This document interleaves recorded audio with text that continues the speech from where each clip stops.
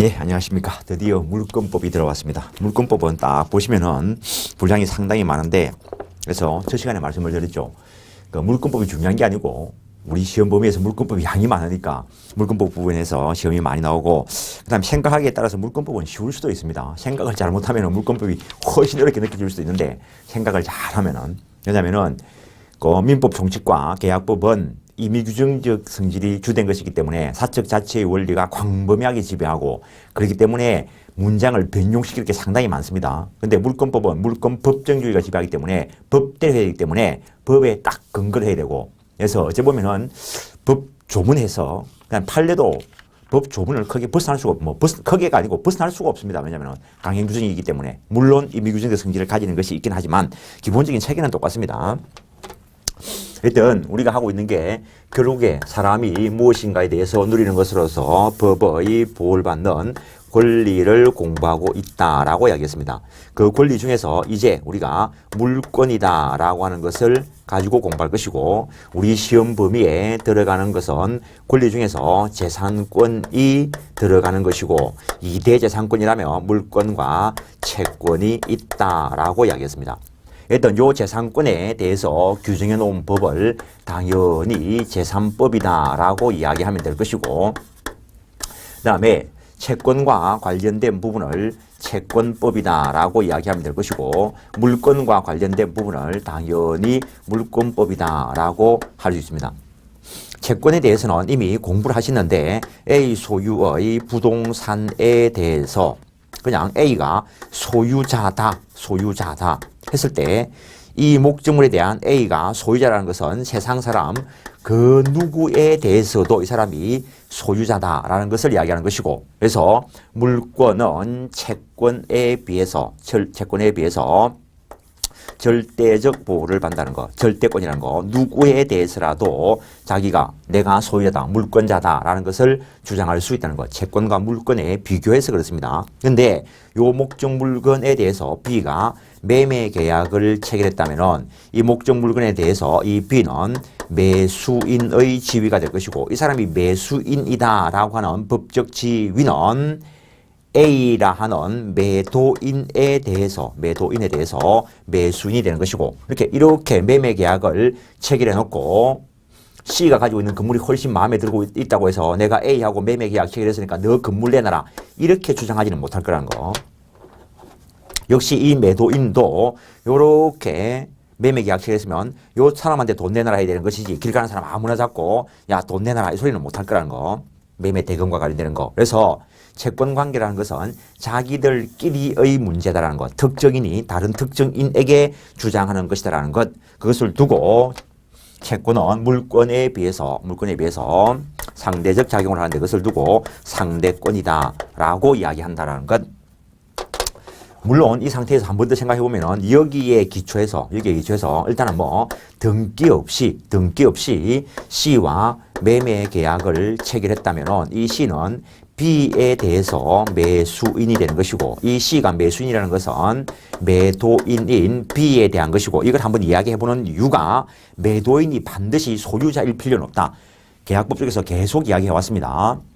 나중에 가보면 이 경우에 중간 생략 등기 현상이 나타날 수도 있는데, 그건 일단 나중 가서 보기로 하고, 이 경우에 이 C는 B를 대위해서 A한테 B에게로 이전 등기를 청구하고, 그리고 자기 앞으로 이전 등기를 청구할 수 있는 것이지, 이 채권자적 지위 가지고 당연히 무조건 A한테 내놔라 할 수는 없는 겁니다. 왜냐하면 이 매수인은 매도인인 B에 대한 위치를 가지고 있기 때문에. 그래서 물권이다라고 하는 것은 누구에 대해서라도 효력을 미치기 때문에 물권법은 대체로 강행 규정화 시켜놨습니다. 그래서 채권법에 비해서 물권법은 강행 규정적 성질을 가지는 것이고, 채권법은 자기 둘끼리의 문제니까 자기 둘끼리 합의로 정하는 게 오히려 더 합리적일 것이라는 거. 그래서 채권법 규정은 임의 규정적 성질을 가진다라고 이야기할 수 있습니다. 우리가 이미 민법 총칙에서 봤지만 물권법이 모두가 강행 규정이다라는 말은 아닙니다. 물권법 규정 중에서도 임의 규정적 성질을 가지는 것이 있다라는 것. 다음 이미 계약법에서 간간히 이야기했지만은 물권법에는 우리 고유의 성질을 가지는 것이 있기는 하다라고 이야기했습니다. 전세권은 전 세계에서 우리나라에만 있는 것이라는 거. 근데 채권법은 전부 다 로마법을 뺏겨왔습니다. 세계 보편적 성향을 지닌다. 우리나라 채권법이나 일본 채권법이나 뭐 독일 채권법이나 똑같다는 겁니다. 그냥 번역만 해놓은 거지. 물론 그 나라 특성에 따라서 조금씩은 차이가 있겠지만 기본적인 편제는 똑같다는 거. 그 다음에 물권법에는 로마법적 요소와 게르만법적 요소가 교착 상태에 있다, 혼재한다라고 이야기하는데 채권법 규정은 전부 다 로마법적 요소로 이루어져 있다라는 것. 그 다음에 이 채권 행위를 원인으로 해서 결과적으로 물권 거래가 일어나게 될 것인데 채권 행위를 원인으로 해서 소유권 이전 등기가 되면 결과적으로 물권을 취득하게 될 것인데 그래서 채권법은 원인법적 성질을 가진다라고 이야기할 수 있고 반면에 물권법은 결과법적 성질을 가진다라고 하고 있습니다.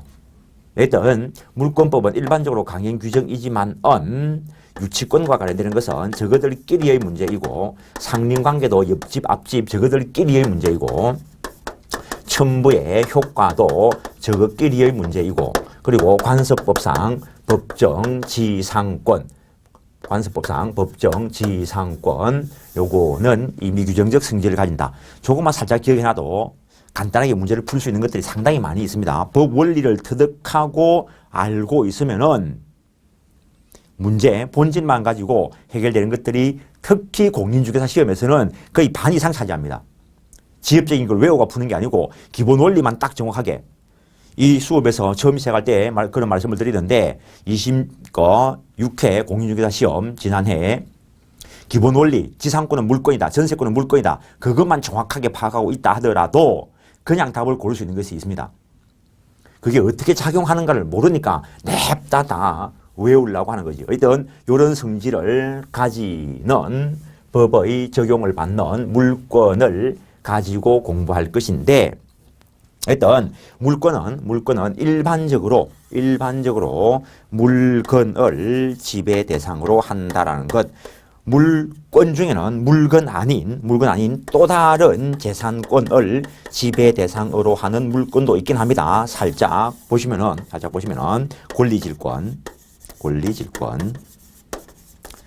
그다음에 뭐 전세권이나 지상권 위에 저당권이 설정될 수 있다는 것. 그다음에 준점유, 나중에 점유권 쪽에 들어가서 보게 될 것인데 이런 것들은 물권인데 또 다른 권리 위에 설정될 수 있다는 것. 그래서 물권은 일반적으로 물건을 지배 대상으로 하지만 반드시 물건만을 대상으로 한다라고 이야기하면 틀린다는 거. 권리를 대상으로 하는 것이 있기는 하다는 것. 뭐 물권 중에는 물건만 대상으로 하는 것도 있긴 합니다. 소유권 같은 경우에는 물건만을 대상으로 할 것이고 그때 그 성향을 가지고 판단을 해 보셔야 될 것이고 그 다음에 A가 이 물건에 대해서 소유자다, 소유권이라는 물건을 가지고 있으면 세상 사람 누구에 대해서라도 소유자라고 주장할 수 있는 절대적 효력을 가지고 그 다음에 이 대상 목적물에 대해서 소유권, 사용수익 처분의 행위, 효력을 할 때 그때 다른 사람 개입이 필요 없습니다. 그런 것을 두고 지배권이다라고 이야기합니다. 근데 요걸 B가 매매 계약을 체결했으면 이 사람은 매수인의 지위에서 그 재산권 넘겨달라라고 하는 채권적 청구권을 가지게 되고 A는 B에 대해서 대금 지급해라, 대금 지급 청구권이다 라고 하는 채권을 가지게 된다는 것. 그래서 이 채권이 행사가 되었을 때 A가 정상적으로 그에 따른다면 요 재산권을 넘겨주는 행위, A의 대금 지급 청구권에 대해서 B가 돈 주는 행위, 채권에 응하는 채무자의 행위를 급부라고 이야기합니다. 그래서 채권은 요 급부를 대상으로 하는 것이지 물건을 대상으로 하는 것은 아니라는 거. 요때 요 넘겨주는 행위의 대상은 즉 행위의 목적물은 물건일 수 있습니다. 즉 급부의 대상은 물건일 수 있지만 급부 자체가 바로 물건인 것은 아닙니다. 급부의 대상은 물건일 수도 있고 그냥 사람의 행위일 수도 있습니다.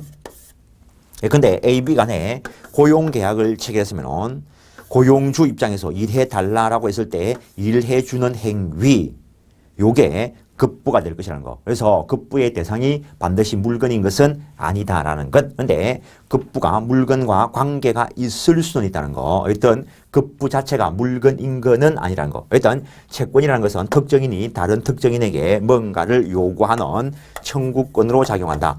저 앞에 민법 총칙에서는 재산권의 물건과 채권이 있다. 그 다음에 뭐 효력 범위에 따라서 절대권과 상대권으로 구별할 수 있다. 작용에 따라서 지배권과 청구권으로 구별할 수 있다. 민법 총칙에서 그렇게 공부했던 것을 이제 물권에 대입해가지고 해석하는 겁니다. 그래서 저런 성질의 권리를 우리가 물권이다 라고 이야기하는데, 그 다음에 물권은 배타적 성질을 가진다라는 것. 원칙적으로 동일 목적물 위에 2개 이상의 양립 불가능한 권리가 존재할 수 없다는 것. 이 목적 물건 전부 다에 대해서 A가 완벽한 소유권을 가짐과 동시에 B가 동시에 완벽한 소유권을 가지는 이런 방법은 절대로 있을 수 없다는 거. 물론 이 경우에 기본적으로 이 전체에 대해서 A가 지분 2분의 1을 가지고 B가 지분 2분의 1을 가지고 이런 방법은 가능하겠지만 양립 불가능한 소유권이 동일 목적물 위에 완전하게 존재할 수는 없다라는 것. 근데 채권의 경우에는 우리가 이미 여러 번 해봤는데 A 소유의 부동산에 대해서 B가 매매 계약을 체결하고 대금을 완납했다 하더라도 등기하기 전에는 매수인인 채권자 위치에 불과하고 돈 다 받아 먹은 A가 또 다른 사람하고 매매 계약 체결하고 또 돈 다 받아 처먹고 등기 안 해주고 있으면은 여전히 A가 소유자라는 거. 그러면은 B와 C, 야는 1월 1일 날 매매 계약 체결했고 야는 2월 1일 날 매매 계약을 체결했다 하더라도 우열 관계가 없다라는 것. 채권은 평등 관계다라는 것. 그래서 물권은 배타적 성질을 일단 가지게 된다라는 것. 저 배타성과 관련돼서 물권법 원리 중에 하나인 일권주의다라고 하는 것이 나오게 된다는 것. 요걸 확인하기 전에 물건이 뭔가를 먼저 한번 보고 가겠습니다. 이 물건은 98조 이하에 규정되어 있는 것으로서 법 조문 순서만 가지고 보면은 시험범위 안 들어가는 쪽이 있습니다. 근데 물건이 개입이 안 되면은 물권이라는 관념이 존재할 수가 없어요. 그래서 물건과 관련되는 거, 당연히 부동산 동산과 관련되는 거, 토지와 건물과 관련되는 거 반드시 시험 나오지. 이거는 지상권과 물려서 나오든지 소유권과 물려서 나오든지.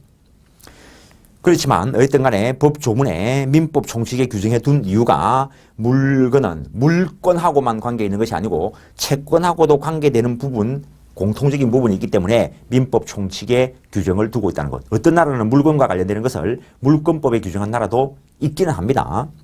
일단 물건이 뭔가에 대해서 98조에서 물건이라는 것은 유체물 및 전기, 기타 관리 가능한 자연력을 말한다라고 법 조문에는 요거밖에 안 써놨습니다. 법 조문에 이거밖에 안 써놨는데 이제 민법 전체를 다 열어보면은 일단은 전체를 다 열어보기 전에 물건이 되기 위한 요건이 뭔가? 요것이 의미하는 바가 전체적으로 유체물일 수도 있고 또는 무체물일 수도 있다는 이야기이고, 그다음에 관리 가능성이 있고 자연력일 것, 이것이 의미하는 바는 신체 사람의 일부가 아닐 것.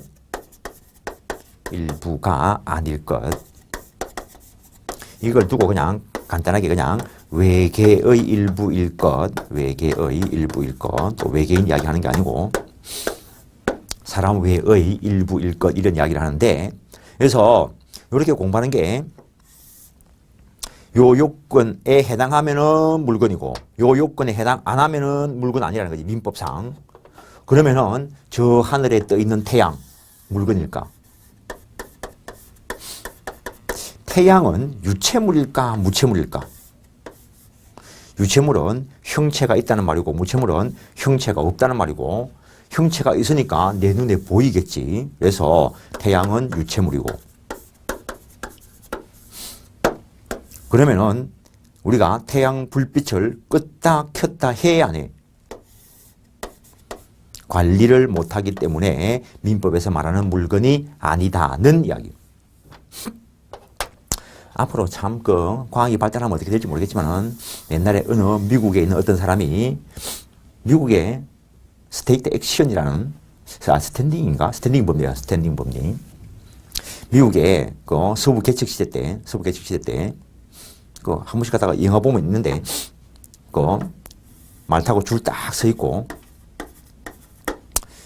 달리기 해가지고 자기가 차지하고 싶은 땅 딱 말뚝 꽂으면은 이거 자기 거라는 거지. 이건 내가 먼저 딱 잡았다는 거지. 그때 땅을 그렇게 나눠줬다는 거지. 그 법리가 있는데, 그래서 미국에 어떤 사람이 하늘을 떡 쳐다보고 있다가, 저 달, 내 거다. 만약에 소유자가 있다면은 내한테 밝혀라. 만약에 밝히지 않는다면은 앞으로 내가 소유자다. 이걸 누가 공시를 했다는 거지. 근데 현행법상 이 사람이 소유자가 될 수 없는 이유는 저 달이나 태양은 법에서 말하는 물건이 아니기 때문에 소유권의 객체가 안 된다는 거. 근데 그거는 지금 사이에서 그렇고 나중에 세월이 한참 흘러가지고 보면은 왔다 갔다 하면 관리가 가능할 거라고, 이 달이. 그때 가가지고 미국에서 이 법안을 이걸 들고 나와가지고 우리 거다라고 하면 어떡하지? 미국이 그때까지도 강대국 위치에 있다면 충분히 그래 볼 수 있는 거지 뭐. 원래 국제법이라는 건 깡패지 뭐. 저 멕시코 문화를 멸망시킨 그 이름은 아는데 말 안 하고 그 사람 해적이지, 해적. 어느 나라 장군이 아니고 해적질 하다가 돈 많이 가지고 여왕한테 갖다 바치니까 장군직을 준 거지. 또 그 나라에서 내 암살하러 올라. 근데 역사적 사실인데 뭐. 누구나 다 알고 있는 건데 뭐. 그래서 국제법상 힘을 발휘하려면은 나라가 힘이 좀 있어야 돼, 힘이. 그래서 이거는 형체가 있어도 물건 아니라는 거. 그러면 요 전기불은 전기는 이거는 유체물이야, 무체물이야? 전기가 눈에 보여요. 또 이러니까 어떤 사람은 전기를 눈으로 본대. 미치겠어. 내가 전기불 보냐 이렇게 물었어요. 전기를 보냐 물었지. 형체가 없지. 무체물이고.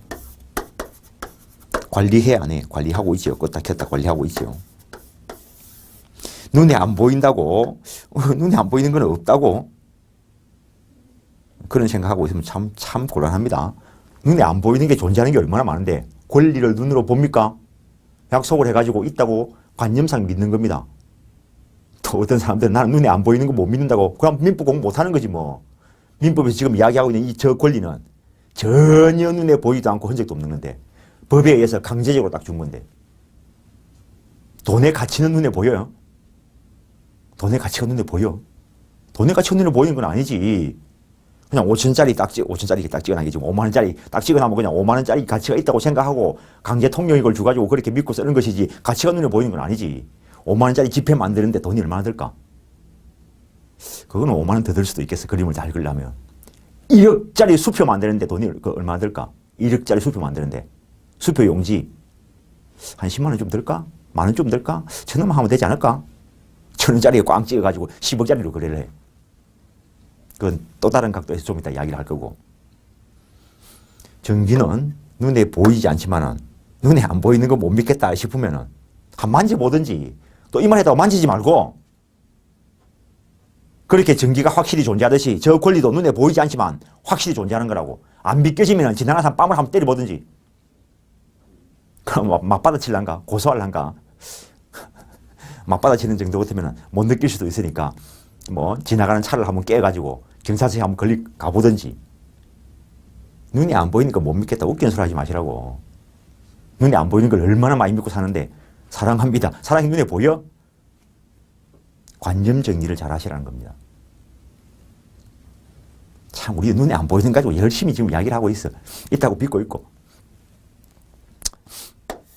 그 다음에 신체 일부는 아니고 그러니까 이거는 물건의 범주에 들어간다는 이야기요. 옛날에 사법시험에 그런 이야기가 나오는데 A집에 전기불이 딱 들어오니까 한 단계 더 들어갔어. 한 단계 더 들어갔어. 한 단계 더 들어갔어. 그 병원에 가면은 산소 탱크가 있는데 일단은 지금 이 강의실 안에 강의실 안에 산소가 있을까 없을까? 또 눈에 안 보이니까 못 믿겠어. 없으면 죽었겠지 뭐. 산소 눈에 안 보이니까 무체물이고. 관리해요. 우리 실장님 조금 전에 숨 몇 번 씻었어. 난 5번 씻는데. 어이 내가 똑같이 씻네. 오이 난 사실 조금 전에 6번 씻었어. 5번이라 이야기했지만 내보 손해배상 청구할 거라. 관리 안 한다는 거지. 그래서 이건 물건 아니라는 거지. 이 강의실 안에 있는 이 산소 내 소유다. 니 쓰지 마. 이거 안 되는 거지. 내 소유가 아니니까. 근데 병원 산소 탱크 안에 있는 거. 병원 산소 탱크 안에 있는 이거는 산소 탱크는 눈에 보이겠지. 산소는 안 보이겠지. 내가 무체물이고. 저거는 관리하고 있어. 신체 일부가 아니라 물건이라. 요거 이야기하려고. 옛날에 수업할 때 또 그분이 또 듣고 계실라. 설마 안 듣고 계시겠지. 합격해가지고 이제 업하면서 돈 많이 벌고 계시겠지. 그런 질문을 하지 말라는 소리는 아니고 그런 의문을 가질 수는 있는데 내한테 묻지는 말라는 거지. 그냥 웬만하면은. 이래 수업을 했더만은 그날 저녁에 집에 가보니까 내 카페에 인터넷 카페, 술집 카페 말고 카페에 들어오셔서 질문을 하셨어. 아니 선생님 산소 탱크 안에 있는 거는 그래 물건이라 했는데 그러면은 스쿠버 다이버 하는 사람들 어깨에 메고 있는 그 산소통 안에 들어있는 산소는 물건입니까? 나한테 이래 물어. 와 죽는 줄 알았어. 저걸 어떻게 일일이 대답 다 해줘. 여러분 집에 숟가락이 있지요. 그것도 물건 맞습니다. 젓가락도 물건 맞습니다. 밥그릇도 물건 맞습니다. 주전자도 물건 맞지요. 이걸 어떻게 다 해 이걸. 그걸 못하니까 지금 법을 이야기하고 있습니다. 그걸 못하니까 법에서 요건을 이야기하고 여기에 해당하면은 그 효과가 나오고 여기에 해당 안 하면은 그 효과가 안 나온다는 거. 민법 공부를 전부 이래 하고 있습니다. 매매가 뭐냐? 매매 요건이 뭐냐? 그 요건이 맞으면은 매매 효과가 발생을 하고 법률행위가 뭐냐? 법률행위 요건이 맞으면 법률행위 효과가 발생하고 요건 구비하지 못하면 효과가 발생 안 하고 전부 그런 식으로 체계를 맞춰놨습니다. 그래서 이걸 해가지고 요거 한 몇 개 대입해 봤으면은 아 그게 무체물이지. 그래 그 아저씨가 관리하지. 신체 일부 아니지. 그러니까 물건 맞겠네. 라고 넘어가는 겁니다. 이걸 내한테 확인받아야 돼요. 이런 거 일일이 확인받아가지고 민법 공부 못 끝냅니다. 마인드를 정상적으로 잡고 자기가 판단을 해야 됩니다. 시험이야 교과서에 있는 거 뭐 크게 안 벗어나겠지. 깨놓고. 내 교과서 벗어나는 건 없을 거고. 그런데 나중에 중개 사무실 할 때 어떤 일이 일어날 줄 알고 저놈이 주먹으로 내를 때리면 폭행이고 몽둥이로 때리면 폭행 아니고 그런가? 주먹으로 때리도 폭행, 몽둥이로 때리도 폭행, 칼 들고 해도 폭행. 물론 그 중에서 상해가 또 될 수도 있고 사망의 결과를 이룰 수도 있겠지만 그러니까는 내가 뭐 TV도 물건입니다. 세탁기도 물건입니다. 주전자도 물건입니다. 이런 거 안 해도 물건인 줄 알아야 된다는 거지. 여기에 딱 해당하니까.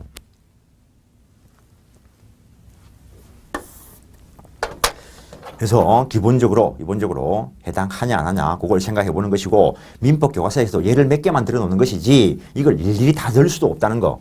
근데 물론 시험 내는 사람은 교과서에 없는 건 낼 수도 있어. 네가 원리를 터득했나를 물어보기 위해서. 근데 이러한 물건을 일정한 기준에 따라서 여러 가지 종류로 분류를 해본다는 거예요. 크게 먼저 부동산이다라고 하는 것과 동산이다라고 하는 것을 분류하는데 이것도 미친 줄 알아서 어떤 새끼가 또 수업하면서 또 그런 말을 했대. 나는 다른 새끼들 수업 안 봐. 근데 듣고 와가지고 내한테 또 하는 사람들이 있어. 어떤 놈이 수업하면서 부동산은 움직이지 않는 물건, 동산은 움직이는 물건. 미친 새끼야, 이거. 어디 한문풀이 하고 있어. 민법 책이 움직여? 자동차가 움직여? 야, 자동차가 지지를 움직이나? 그러면 듣는 사람들이 그거라고 편하게 넘어가겠지. 시험하고 아무 관계 없어요, 그거는. 시험하고 관계 없는 걸 왜 해? 한순간도 시험하고 관계 있는 걸 하셔야지, 지금은. 그냥 웃고 지지고 하면서 막 1년 보내. 그 열심히 한 것 같은데 웃으면서 뭘 했어요? 머리 평수가 조금이라도 남을 때 법 조문이나 법 원리를 머릿속에 넣으시라고. 또 눈치가 새끼 니는 잔소리하지 말고 수업이나 열심히 하라고 하지. 부동산 민법 조문에서 정해놔서 민법 조문에서. 그래서 경제학 교과서에서는 학리상, 학문상 여러 가지로 또 분류할 수 있는데 지금 우리가 공부하고 있는 것은 민법 조문에 규정해 놓은 걸 가지고 봅니다. 토지와 그 정착물은 부동산이라 하고 그런 부동산 아닌 걸 동산이라 한다라고 개념 정리를 합니다. 참 그렇지. 남자가 뭔데 이래 물으면 여자 아닌 거 이러면 되지 뭐. 절대로 틀린 말 아니라고 이거. 또 모르지 요즘은 약간 중성적인 사람들이 있어가 또 어떨지 모르겠지만 어쨌든 간에 법적으로 성별은 딱 두 개뿐이야 지금. 그러면 남자이면 여자지 뭐. 남자가 뭔데 이러면 여자 아닌 사람 이러면 되지 뭐. 그럼 또 의문을 딱 가지고 그럼 여자가 뭔데 이래 물으면 남자 아닌 사람 이러면 되지 뭐. 옛날에 신문에 난 건데 내 어릴 때 내가 초등학교 다닐 때 초등학교 2학년 3학년쯤 됐을 때 그분도 그 신문에 난 그분도 지금 내 나이가 돼 있을 수도 있지. 어떤 꼬마가 신문 보급소에 가가지고 아저씨 우리 집에 신문 넣어주세요 이랬다는 거지. 그러니까 이 아저씨가 너그 집이 어딘데 이런 물은 거지. 우물가인데요. 이 아저씨가 그 우물이 어디 있는데 이런 물은 거지. 우리 집 옆에 있는데요. 틀린 말은 아니지. 근데 이거 어딘데 이거. 그래서 기준을 딱 정해놓고 그거 아닌 거라고 이야기한다는 거예요.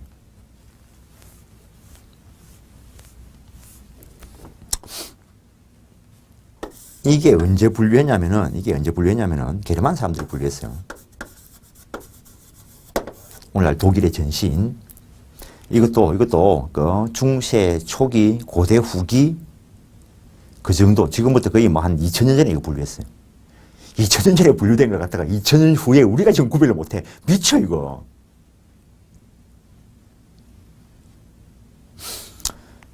토지와 그 정착물을 부동산이라 하는데 이 정착물에는 토지의 구성 부분도 있고 토지와 독립된 것도 있다는 거예요. 토지의 구성 부분에 뭐가 있습니까?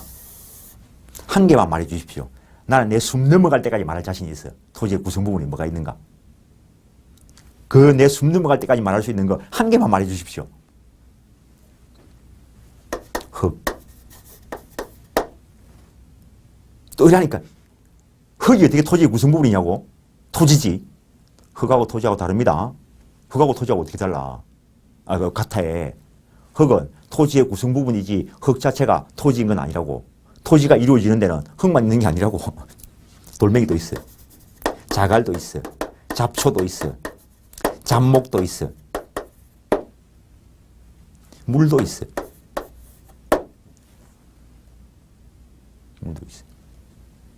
써놓고 나서 보니까 별로 마음에 안 들어요. 원래 독립적이 아닌 게 먼저 존재하지만 독립적인 것부터 먼저 쓰고 독립된 거. 토지의 구성 부분인 거.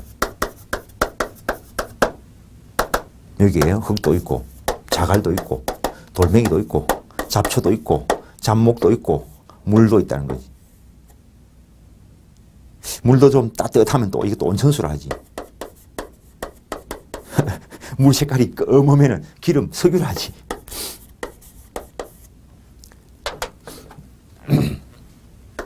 독립된 거의 대표적인 게 뭘까? 독립된 거의 대표적인 게 건물이라고.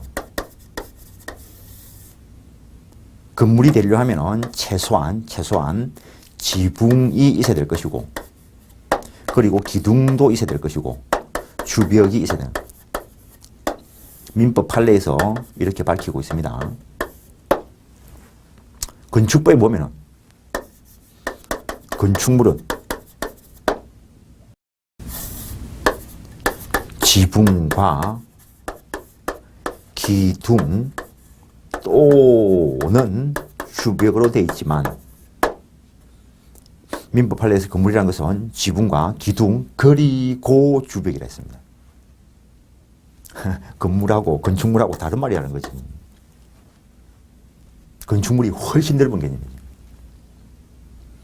그래서 토지에 대해서 우리 법은 독립된 등기 대상으로 삼고 있고, 이 건물에 대해서 독립된 등기 대상으로 삼고 있다는 것. 이 물은 토지의 구성 부분이라는 거.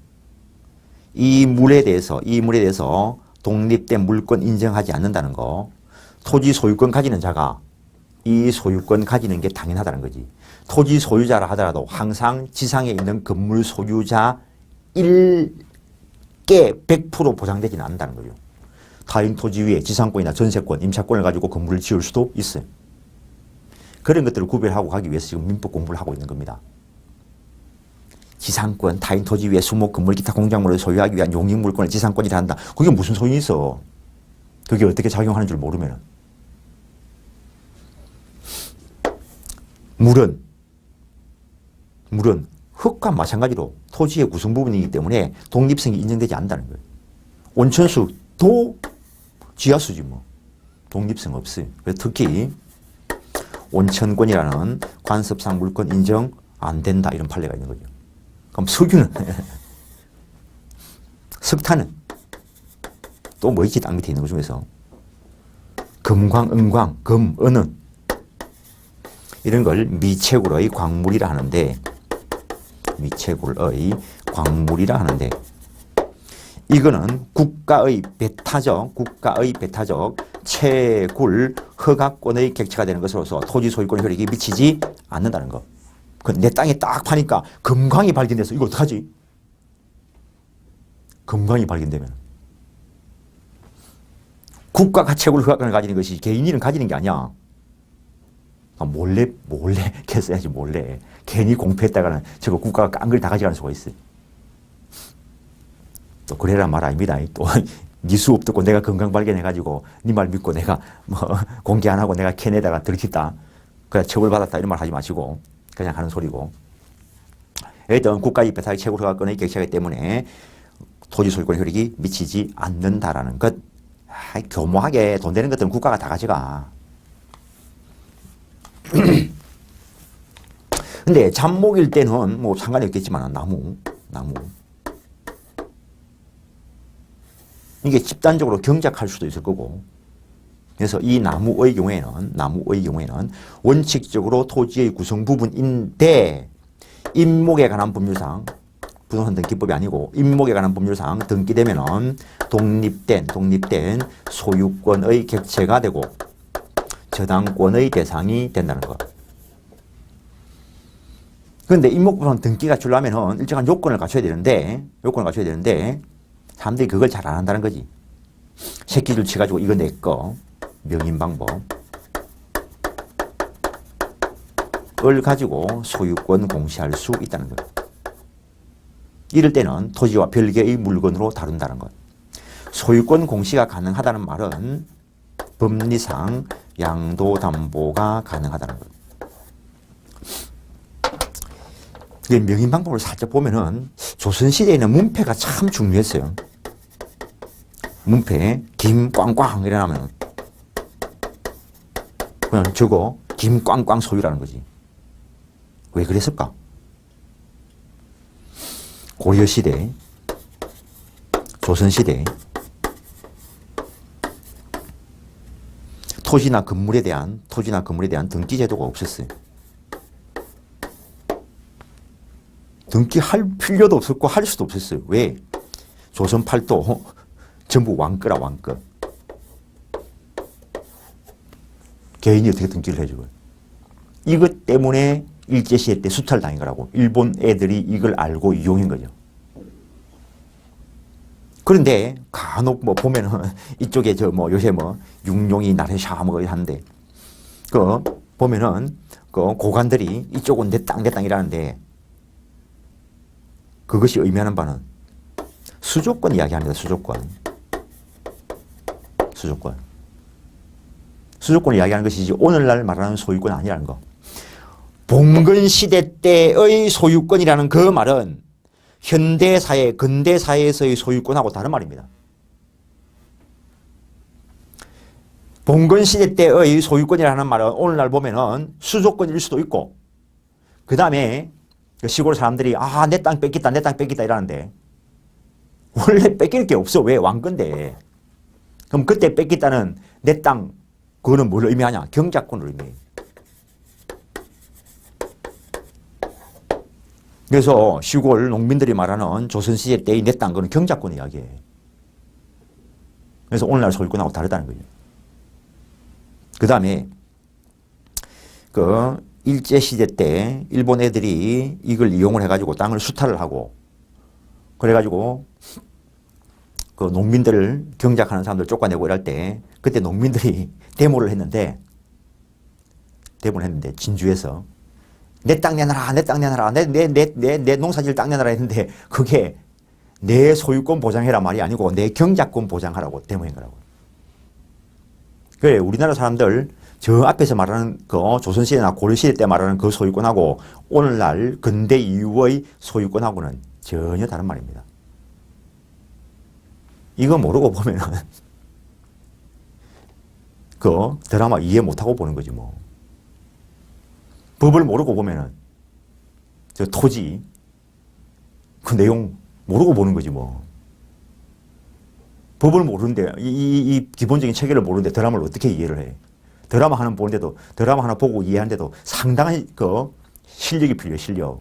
뭐 법적인 실력뿐만 아니라 경제적인 실력, 뭐 사회적인 실력 그런 것들이 상당히 많이 있어야 그 드라마를 정상적으로 이해하고 볼 수 있어요.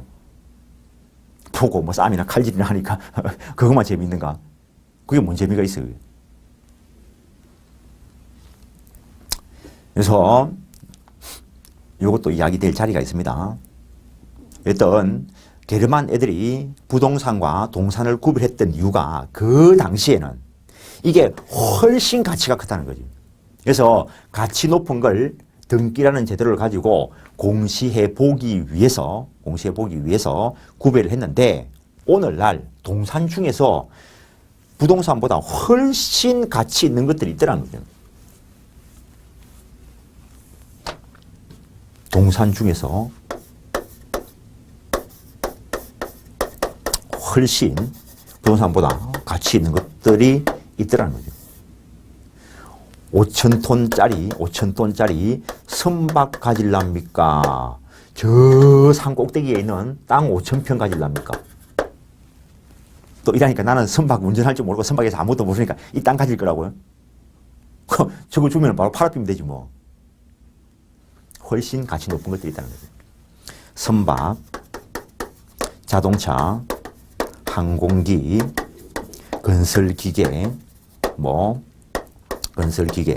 공장재단, 광업재단 이런 것들이 있는데 이것들에 대해서 등록을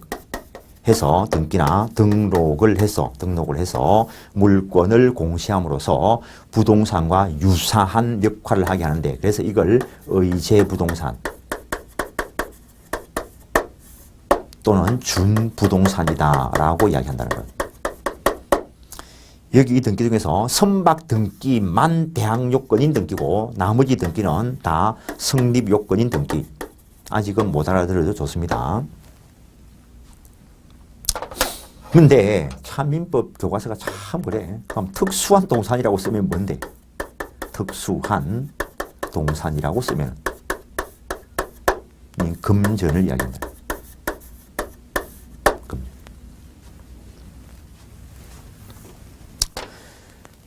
대표적인 동산 민법 책 뭐 분필도 마찬가지. A가 민법책을 가지고 있는데 어느 놈이 들고 도망을 가. 들고 도망가. 그럼 쫓아가서 뺏어올 수 있어. 쫓아가서 뺏을 수 있어. 근데 이놈이 민법책을 가지고 자기 집에 쏙 들어가 버려. 따라 들어가면 주거 침입죄에 걸립니다. 개인이. 경찰은 저럴 때 따라 들어갈 수 있어요. 민법책을 A가 열심히 줄치고 보고 있어. 이 민법책 소유자가 누구지? 이 사람이 소유자입니다. 소유권에 기한 반환 청구할 수 있다는 거. A가 현금 100만 원 딱 들고 있는데 요걸 털치기 해가지고 B가 샥 들고 가. 쫓아갔어야 뭐 뺏어올 수 있지. 근데 요거 집에 딱 들고 들어가. 그래서 100만 원 요 딱 갖다 놨어. 저 돈 누구 거지요?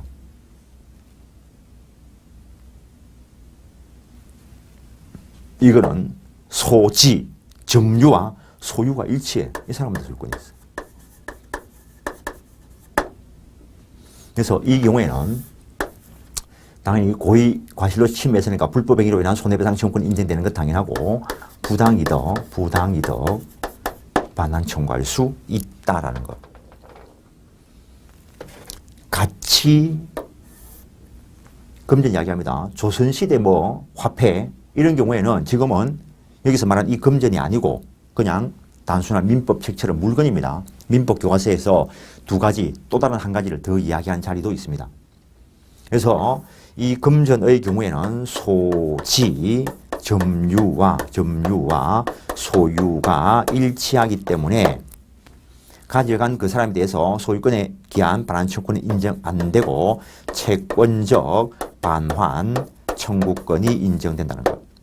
물건의 경우에는 간접 점유라는 개념이 있는데 금전의 경우에는 간접 점유라는 개념도 원칙적으로 인정되지 않는다는 것. 이런 것들은 물건하고도 관계가 있는 말인데 좀 더 들어가면은 금전 채무 불이행에 있어서 이행 불능을 인정하지 않습니다. 여기서 말하는 불능은 객관적 불능을 인정하지 않는다는 거. 주관적 불능은 민법적으로 불능으로 처리하지 않습니다. 그 다음에 금전 채무 불이행에 대해서 채무자가 자기의 과실 없음을 항변하지 못한다라고 해놨습니다. 일단 여기까지 확인하고 좀 더 분류를 할 것인데 교과서를 간단하게 빨리 보겠습니다. 여러분들은 교과서를 반드시 정독을 하십시오. 똑같은 내용을 다른 각도에서 써놓은 것들이 상당히 많이 있습니다. 물권법이다 라고 하는 것은 물권은 현존한 특정의 물건을 직접 지배 대상으로 하는 배타적인 권리인데 여기와 관련된 법을 물권법이라 할 것이고 물권법의 성질, 채권법에 비해서 대체로 강행 규정이라는 거. 그 말미에 보면은 상린관계, 유치권 성립, 첨부의 효과, 관서법상 법정지상권, 임의규정적 성질을 가지는 것도 있다는 것. 물권법은 채권법에 비해서는 고유한 성질을 가지는 것이 있긴 하다는 거. 전세권은 우리나라에만 있는 것이고 물권법은 지배법이다. 그 다음에 채권행위를 원인으로 한 결과에 대해서 다루는 것으로서 결과법이다. 로마법적 요소와 게르만법적 요소가 교착 상태에 있다. 옛날에는 이런 것들이 사법시험에서 나왔습니다. 근데 지금은 모든 시험에서 안 나오긴 하지만 조금 이따가 체계를 완성해 놓고 한번 분류를 해 드릴 것이고 그 다음에 442페이지 물권 주체는 소유권, 시효취득 주체 이야기할 때 거기서 세분화시켜 놨습니다. 그 다음에 물권, 재산권이다, 지배권이다, 절대권이다. 그 다음에 아까도 살짝 이야기했는데 물권, 눈에 보이는 거 아니라는 겁니다. 관념상으로 이야기합니다. 그런데 물권 중에서 점유권은 사실적 지배를 내용하기 때문에 다른 물권과는 약간의 차이가 있습니다. 물권의 특질, 직접 지배한다, 배타적 지배한다, 절대적으로 보호를 받는다. 그래서 강한 양도성이 보장된다라는 것. 그 이외에도 특성이 있지만 그때 볼 것이고 여러분들은 읽어보십시오. 물권의 지배 대상은 대체로 물건이지만 반드시 물건에 한정되지는 않고 권리를 대상으로 하는 것도 있다는 것. 일단 물건이 되기 위해서는 일단 유체물 및 전기 기타 관리 가능한 자연력이어야 되고 그걸 세분화시킨 것이 있는데 물권의 대상이 되기 위해서는 현존하고 특정되고 독립되어야 한다는 것. 이것들이 결국에는 일물일권주의와 연결됩니다. 동그라미 1번에 있는 두 번째 줄, 그게 시험에 그대로 나온 적도 있습니다. 항상 말하지만 내가 시험에 나온 적도 있습니다. 이 말은 시험 출제되기 전에 내 책에 있었어. 물권의 객체는 독립적이어야 된다. 다른 거하고 연결될 겁니다. 오른쪽에 토지는 지적공부의 각 필지마다 등록되어서 독립성이 인정돼야 한다는 것. 따라서 분필되기 전에 분필 등기가 먼저 되면 그 등기는 무효입니다. 건물, 토지와 별개가 다르게 지을 수 있는데 건물이 되기 위해서는 적어도 기둥과 지붕 그리고 주벽이 있어야 된다는 것. 기타 독립성이 문제되는 것으로서 임야의 자연석을 조각하여 만들어진 석불에 대해서 독립성을 인정하여 독립된 소유권의 대상으로 인정한 바가 있습니다. 과거에. 그 이후에 또 소송 들어간 게 없으니까 판례가 변경 안 되고 그대로 있는데 아마 이 문제 가지고 소송을 또 들어가면은 판례가 변경될 수도 있다고 보는데 국유 토지에 암석이 있어가지고 길 가던 비가 돌을 쪼아가지고 석불을 만들었다는 거죠. 그때 이 비에 대해서 독립된 소유권을 인정한 바가 있다는 것. 자연환경 파괴로 뭐 처벌받고 이런 것들은 별개의 문제이고 그때는 70년대, 60년대는 그런 법도 없었고 오늘날 그러면 그런 걸로 처벌받겠지만은 일단 이 상태만 봤을 때는 독립된 소유권을 인정한 바가 있다라고 볼 수 있습니다. 법리상 가공의 법리는 동산에 대한 것인데 이걸 두고 부동산에 대해서 가공의 법리를 적용한 것이다라고 읽어낼 수도 있습니다. 법문상 가공은 동산에 대해서 규정을 하고 있습니다. 그래서 이 판례를 보고 내도 석불이나 한번 찍어볼까. 잘 찍으면은 뭐 저거 돈 된다 하던데 하지 마시라는 겁니다. 옛날 과거 뭐 산물로 남아있는 것이고 그런 판례가 있다는 거고 그 다음에 임차인이 정당한 권원에 의해서 증축한 부분이 기존 건물 구성 부분이 되면은 이거는 부합물로서 독립된 소유권이 될 수 없다. 임차권 쪽에서 보고 왔습니다. 이 경우에는 임차인의 비용 상환 청구권으로 연결됩니다. 이때 임대인의 동의를 얻어 증축된 부분이 구조상 이용상 독립성이 있을 때는 이거는 부속물이다라고 이야기합니다. 이거는 부속물 매수 청구권하고 연결됩니다. 그 다음에 부동산과 동산인데 잠깐 쉬었다가 확인하고 계속 분류를 하겠습니다. 잠깐 쉬겠습니다.